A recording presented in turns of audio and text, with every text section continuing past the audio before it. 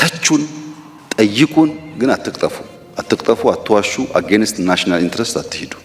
ያ እስካሁን ድረስ የሚያጣላ ምንም ነገር የለም። በዛ ሐሳቤ የኢትዮጵያን ተስፋ የኢትዮጵያን ነገ እያሰባችሁ በፍቅር በአንድነት ለማንሰራራት በእውነት በእውቀት ለመግለጥና ለመገለጥ እውነትና እውቀት ሳይንሻፈፉ ለማንቃት በትህትና ለማስተማር በጎደሉ ጉዳዮች ጥቆማ ብታደርጉ ይታረም ይስተካከል ብትሉ ለእያንዳንዳችን ተጨማሪ የእውቀት ምንጭ እንጂ ክፋት የለውም።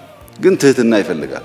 በጥበብ ደግሞ በትጋት ኢዚ መሆን የለበትም ጉዞ ትጋት ይፈልጋል። በትጋት ያለውን ነገር ለማሳየት ብትሞክሩ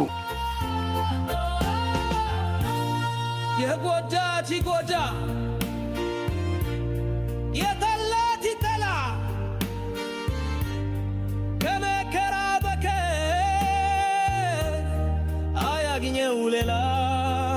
ይህን ስታደርጉ መከራ የምትቀበሉ ሰዎች፣ የምትፈተኑ ሰዎች፣ የምትቸገሩ ሰዎች ካላችሁ የምርጫችሁ ውጤት እንደሆነ አስቡት።